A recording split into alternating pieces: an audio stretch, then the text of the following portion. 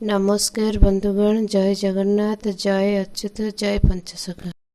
माया रे प्राणी माने हेबे मोहि मोते न चिन्हिबे जगते केहि।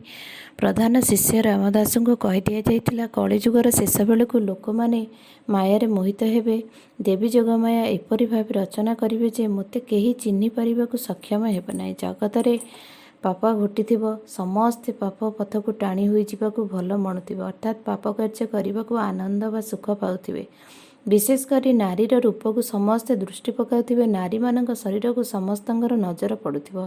कामशास्त्र को लोके पढ़िबाकु भारी आदर करुथिबे। धर्मशास्त्र पुराण पोथी पढ़िबाकु आग्रह आस्ते आस्ते कमी जीव।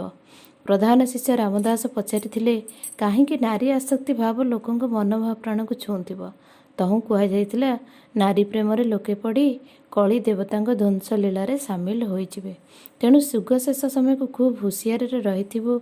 से दिग को मोटे मन बलाइबु नहीं। जेतेबेले देखिबु शुणिबु जे स्थाने स्थाने केवल नारी प्रति असद व्यवहार, अजथा बलात्कार, जोर जबरदस्ती धर्षण, केउंटी केउंटी लुटमार बा हत्या, केउंटी केउंटी निर्यातना मिलुथिबो। शाशु शशुर ननंद और स्वामी पक्षरु किए काहाकु किरोसिनी पेट्रोल निआरे जलाई देउथिबो, तो किए काहाकु विष पियाई देई, किए काहाकु बेकर लुगादार बांधी टंगेई देउथिबो, किए काहाकु अर्थात जगह जगह पुरुष निज विवाहित स्त्री को छाड़पत्र देउथिबो।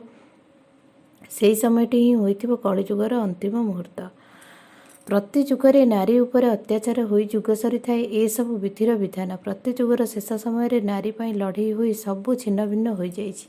द्वापर रे कौरव वंशर 100 भाईंकर लोलुप दृष्टि पड़िथिला नारी समाज उपरे। दुष्टंकर विनाश पाई प्रभु जन्म नेइथिले एवं जणिया द्रौपदीर क्रोधाग्नि जोगु सारा वंशटी जली जाइथिला। वर्तमान समय ସେହି ଦ୍ୱାପରର ଶେଷ ସମୟର ସଂକେତ ମାନ ଉପୁଜିଥିବାର ପରିଲକ୍ଷିତ ହେବାକୁ ବସିଲାଣି। ଦ୍ୱାପର ଯୁଗ ଶେଷ ବେଳକୁ ପ୍ରବେଶ କରିଥିଲା କଳି। ଦ୍ୱାପରରେ ଯେତିକି କଷ୍ଟ ନାରୀ ସମାଜକୁ ପଡ଼ିଥିଲା, ଶେଷ ମୁହୂର୍ତ୍ତକୁ ଠିକ୍ ତହିଁର 4 ଗୁଣ କଷ୍ଟ ପଡ଼ିଥିବ ବୋଲି କଳିରେ କୁହାଯାଇଥିଲା। ବର୍ତ୍ତମାନ ସମୟରେ କେବଳ ସେହି ସବୁ କଥା ଶୁଣିବାକୁ ଓ ଦେଖିବାକୁ ଲୋକେ ପାଇଲେଣି। ପ୍ରତିଦିନ ଖବରକାଗଜ ଓଲଟାଇଲେ ଖାଲି ନାରୀଙ୍କ ଦୁଃଖ, ନିର୍ଯାତନା, ମାରଣ ସମ୍ବାଦ ପାଠ କରିବାକୁ ମିଳୁଛି।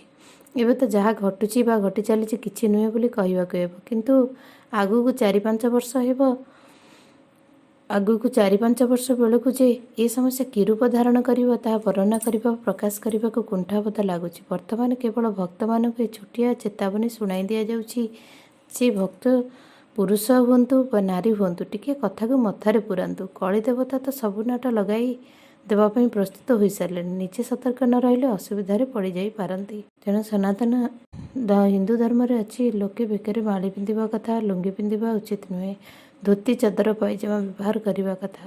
ସନ୍ଧ୍ୟା ସକାଳେ ମହାମନ୍ତ୍ର ଟିକେ ଜପ କରି ପ୍ରଭୁଙ୍କ ପାଦରେ ନିଜକୁ ସମର୍ପି ଦେବା କଥା। ନିଜର ବେଶଭୂଷା, ଖାଦ୍ୟପେୟ, ଆଚାର, ରୀତିନୀତି, ସରଳ ଜୀବନଯାପନ, ବିଳାସ ବ୍ୟସନ ଠାରୁ ଦୂରେଇ ରହିବା, ସତ୍ୟ, ଶାନ୍ତି, ଦୟା ଓ କ୍ଷମା ଏ 4ଟିକୁ ଧରି ରଖିବା। ପ୍ରଭୁ ନାମ ନେଲେ କେବେ ଅଶାନ୍ତି ଆସିବ ନାହିଁ। କିନ୍ତୁ ଦେଖାଯାଉଛି ଆଜିକାଲି ଏସବୁ କଥା ଲୋକଙ୍କ ମନରେ ନାହିଁ। ତେଣୁ ଶାନ୍ତି ପାଉନାହାନ୍ତି, ଚାରିଆଡ଼େ ଅଶାନ୍ତି। ଧନ ଥିବା ଲୋକ ପଚାରିବ, ଧନ ଯେଉଁ ଲୋକର ଅଛି ତାକୁ ପଚାରି ଯାଉ, ସିଏ ବି କହିବ, ପଚାରିବ ଯାହା, ଧନ ନଥିବା ଲୋକକୁ ପଚାରିବ ବି ସେଇଆ। ଧନ ଥିଲେ ଚିନ୍ତା, ଧନ ନଥିଲେ ବି ଚିନ୍ତାରେ ବୁଡ଼ି ରହୁଛନ୍ତି। ତେବେ ଶାନ୍ତି ମିଳିବ କେମିତି? ସୃଷ୍ଟିକର୍ତ୍ତାଙ୍କର ଆଦେଶ ଅବମାନନା କଲେ ଲୋକେ ଏପରି ହେବ। ନୀତି ଉପଦେଶ ପାଇଁ ତ ଶାସ୍ତ୍ର ପୁରାଣ ରଚନା ହୋଇଛି, କିନ୍ତୁ କେତେଜଣ ଆଜିକାଲି ଶାସ୍ତ୍ର ପୁରାଣକୁ ମାନୁଛନ୍ତି ବା ଭୟ ଭକ୍ତି କରୁଛନ୍ତି? ଏହାର ଉତ୍ତର ମିଳିବ 2 କିମ୍ବା 4। ଯେଉଁ ଅଳ୍ପ ସଂଖ୍ୟକ ମହତ ଆତ୍ମା ମାନୁଛନ୍ତି ବା ପାଳନ କରୁଛନ୍ତି, ସେମାନେ ଅନ୍ୟମାନଙ୍କୁ ମଧ୍ୟ ବୁଝେଇବାକୁ ବା ପ୍ରବର୍ତ୍ତାଇବା ପାଇଁ ଭୟ କରୁଛନ୍ତି। କାଳେ ବୁଝେଇବାକୁ ଥିବା ଲୋକଠାରୁ ହାସ୍ୟ ପରିହାସର କଥା ମିଳିଯିବ କି ଏହାଦ୍ୱାରା ମହାପୁରୁଷଙ୍କୁ ନିନ୍ଦା ମିଳିବ ବା ମହାପୁରୁଷଙ୍କ ବାନାକୁ ନିନ୍ଦା ହେବ। ଏଇ ଡରରେ ସେମାନେ ପାଟି ଚୁପ୍ କରି ବା ମୁହଁ ବନ୍ଦ କରି ରହି ଯାଉଛନ୍ତି। ଖାଲି ଡାକୁଛନ୍ତି, ପ୍ରଭୁ ଆମେ ବା ଆଉ କ'ଣ କରିପାରିବୁ, ତୁମ ସଂସାରକୁ ତୁମ୍ଭେ ସମ୍ଭାଳ ଇତ୍ୟାଦି କଥାମାନ। ଏସବୁ କଥାମାନ ପ୍ରଭୁଙ୍କ କାନରେ ବାଜୁଛି। ତେବେ ପ୍ରଭୁ କ'ଣ କିପରି ତାଙ୍କ ସଂସାରକୁ ଚଳେଇବେ, ଏଇ କଥା ସେ ଦିନରାତି ବସିକି ଭାବୁଛନ୍ତି। ଏଠାରେ ଏତିକି କଥା ଜଣାଇ ଦିଆଯାଉଛି, ଯେଉଁ ମହତ ଆତ୍ମା ପ୍ରଭୁଙ୍କ ପାଦରେ ମନ ରଖିଛନ୍ତି ସେମାନଙ୍କ ସମସ୍ତେ ପ୍ରଭୁଙ୍କୁ ଖୋଜିବାକୁ ଲାଗିପଡ଼ନ୍ତୁ।